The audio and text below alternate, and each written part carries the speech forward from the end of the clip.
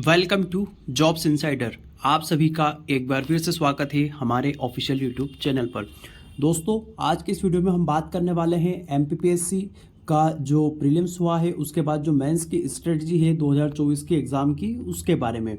क्योंकि दोस्तों पीएससी का प्रीलिम्स यहाँ पर हो चुका है और स्टूडेंट अब इसी डिस्कशन में लगे हुए हैं कि आखिरकार मेंस की तैयारी करेगा या नहीं करे, कट ऑफ क्या रहेगी, कितने आंसर बदलेंगे, क्या ये सब चीज़ें डिस्कशन कर रहे हैं। लेकिन दोस्तों एक और पार्ट जो यहाँ पर आप डिस्कशन नहीं कर रहे हैं वह है मात्र 75 डे से कम का समय यहाँ पर बचा है एमपीपीएससी की तैयारी के लिए, मुख्य परीक्षा की।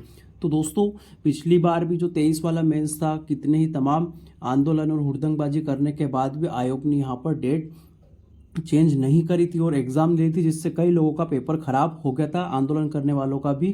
तो दोस्तों इस बार ये गलती ना करें आप यहाँ पर और पूरी तरीके से दोस्तों तैयार रहे। 75 डे भी नहीं बचे हैं, तो किस तरह से तैयारी स्टार्ट करनी है, क्या क्या चीज़ें करनी है, इन तमाम चीज़ों पर वीडियो में डिस्कशन करेंगे।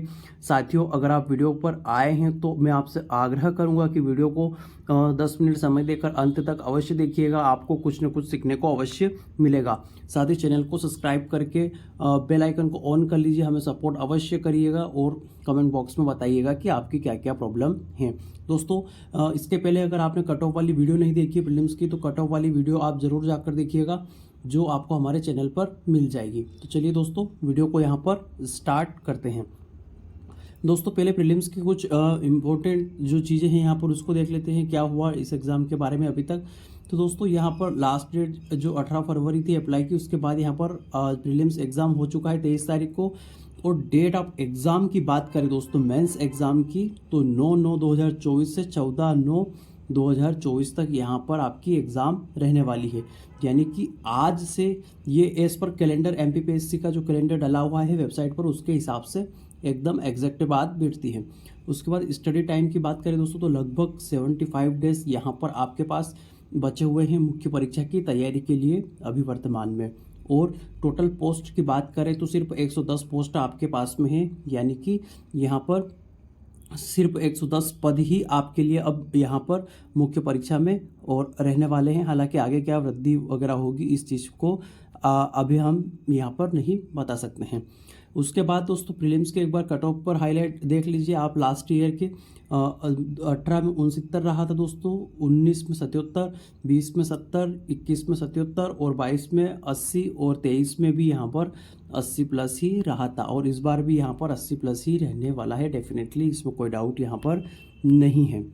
तो दोस्तों यहाँ पर अब आगे देख लेते हैं कि जो मुख्य परीक्षा है हमारी, उसमें मार्क डिस्ट्रीब्यूशन कैसा रहता है, कैसे क्या नंबर यहाँ पर आपको मिलते हैं, ताकि आपको एक चीज़ का यहाँ पर मोटा मोटा अंदाज़ा लग जाए। उसके बाद हम आगे अपनी डिस्कशन यहाँ पर स्टार्ट करते हैं।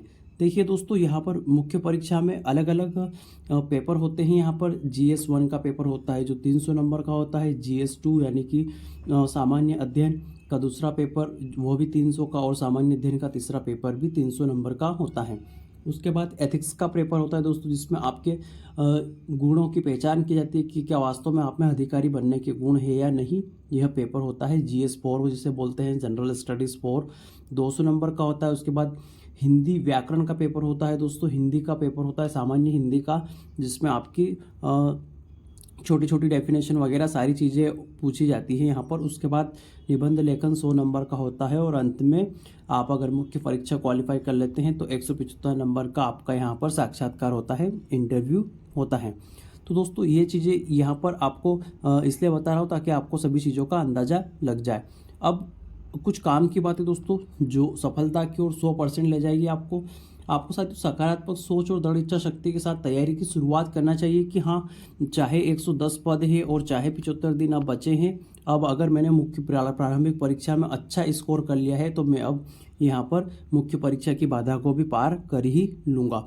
एग्ज़ाम की प्रकृति क्या है दोस्तों, पैटर्न क्या है, इसको भली भांति समझने के बाद ही तैयारी शुरू करें। चाहे आप 2 दिन का समय ले लीजिए सिलेबस को डिकोड करने में, पूरी चीज़ों को समझने में।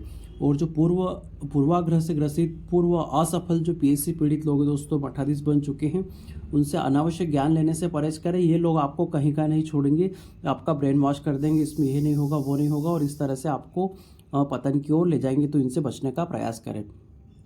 अनावश्यक यूट्यूब की क्लासों से बचे दोस्तों। कोई यूट्यूबर आपको कलेक्टर नहीं बना सकता, इस बात का पक्का ध्यान रखें। प्रीलिम्स जो है आपका, उसमें आपने एक बात देखी होगी दोस्तों, यहाँ पर काफ़ी डेप्थ में क्वेश्चन पूछे गए, वन लाइनर, और ये यूट्यूबर बाबा वालों को सभी को आयोग ने इस बार पूरे सिरे से नकार दिया, यहाँ पर ख़त्म कर दिया। तो इसलिए आप अनावश्यक के यूट्यूब क्लास से मुख्य परीक्षा में प्लीज़ अवॉइड करने का प्रयास करें, उनसे बचने का प्रयास करें।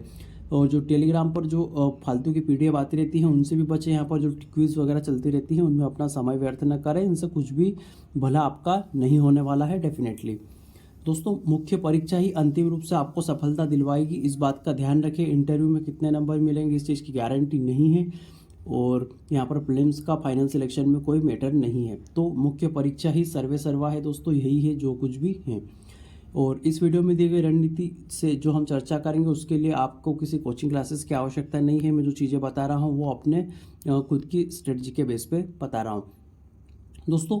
अब यहाँ पर जो 75 डे बचे हैं उनमें सफलता कैसे मिलेगी, क्या चीज़ें करना है हमें ताकि चीज़ों यहाँ पर स्टार्ट हो सके। पदों की संख्या में दोस्तों वृद्धि होने की संभावना है, इसलिए हो सकता है कट ऑफ थोड़ा सा कम रहे, इसलिए मैं आपसे बार बार बोल रहा हूँ कि 75 के आसपास स्कोर करने वाले सभी लोग यहाँ पर मुख्य परीक्षा की तैयारी स्टार्ट कर दें।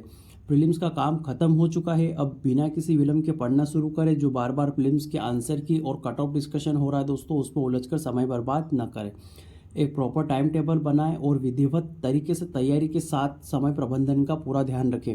दोस्तों देखिए, जो मेंस एग्ज़ाम है इसमें सबसे इम्पोर्टेंट चीज़ जो है वो है टाइम मैनेजमेंट, क्योंकि ये जो 300 नंबर के बड़े बड़े पेपर होते हैं दोस्तों, आगे के 3 पेपर, इन 3 पेपर में आदमी टाइम मैनेजमेंट नहीं कर पाता है और यहाँ पे कई प्रश्न छूट जाते हैं, जिसकी वजह से यहाँ पर मिनिमम 33% भी लाने में कभी कभी दिक्कत क्रिएट हो जाती है दोस्तों। 33% भी नहीं ला पाते हैं और बाकी कॉपियाँ भी आपकी चेक नहीं होती हैं।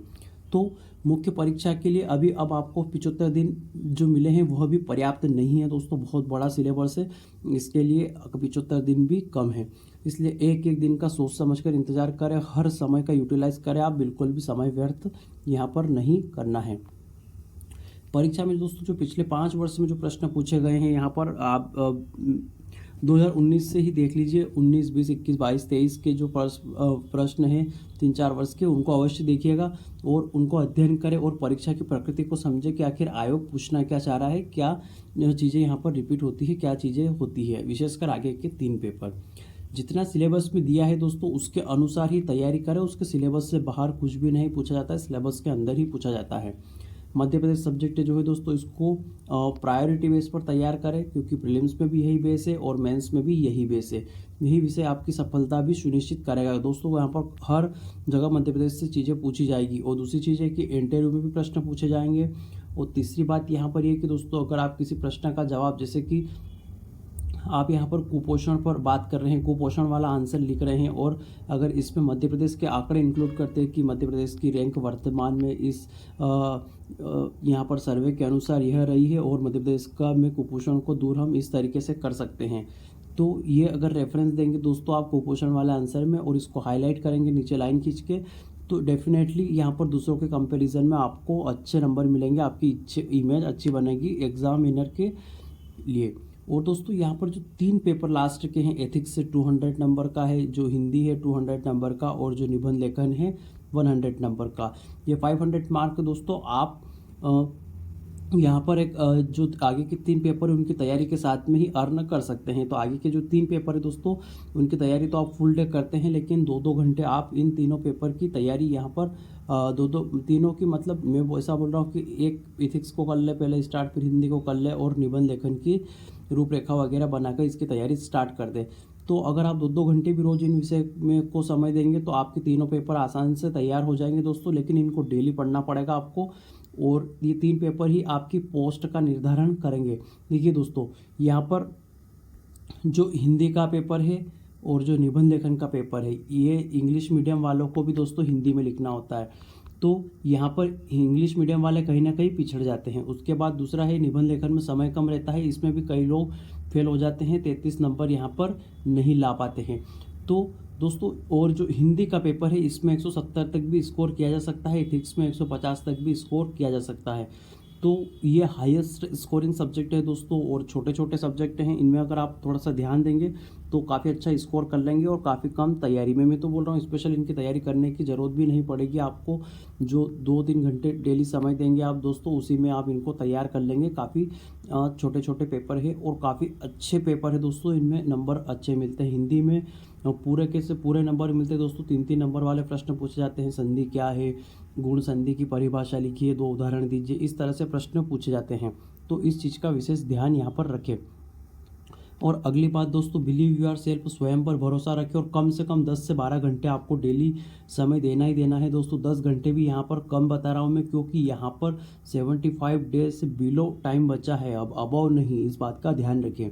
किताबों का चयन बहुत सोच समझ के और सावधानी से करें। व्यर्थ का कचरा इकट्ठा बिल्कुल भी ना करें दोस्तों। और शॉर्ट सिनॉप्सिस यहाँ पर नोट्स के बनाते चले, क्योंकि अंतिम समय में जब आप एग्ज़ाम देंगे तब रिवीजन के लिए बड़ी दिक्कत आने वाली है। उस समय के हिसाब से यहाँ पर बुलेट पॉइंट में नोट्स बनाते चले और उनका ध्यान रखें। यहाँ पर वही लिखना है आपको मुख्य परीक्षा में।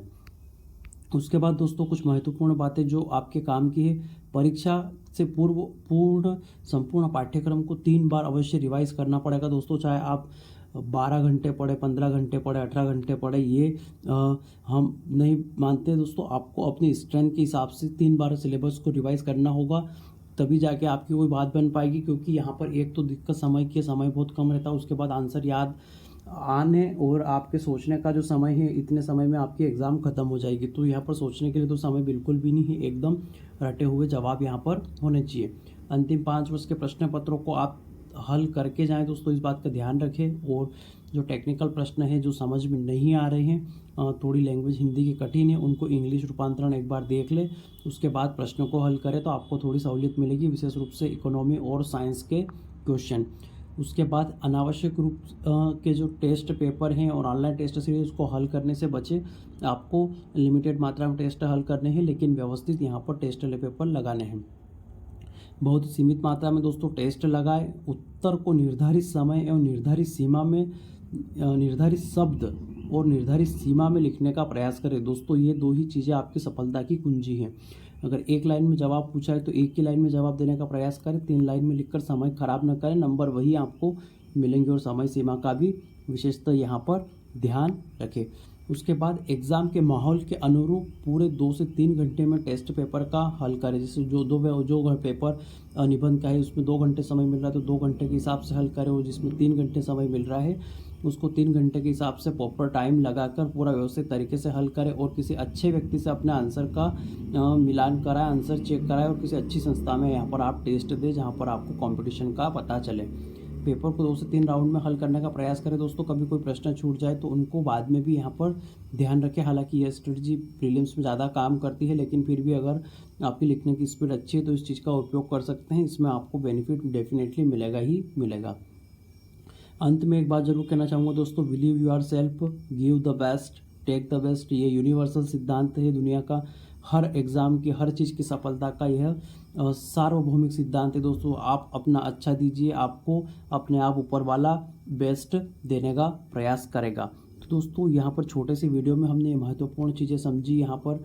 और आगे और भी अगर आप कुछ चाहते हैं यहाँ पर नई पेपर वाइज स्ट्रेटजी चाहते हैं कि हर पेपर वाइज सर स्ट्रेटजी बताइए, किस पेपर में कैसे तैयारी करें, क्या रिसोर्सेज ढूंढें, तो आप कमेंट बॉक्स में अवश्य बताइएगा। साथ ही आपके प्रीलिम्स में कितने नंबर हैं वह भी कमेंट बॉक्स में बताइएगा, ताकि यहाँ पे सही से अनुमान लगाया जा सके कि कितने नंबर यहाँ पर आ रहे हैं।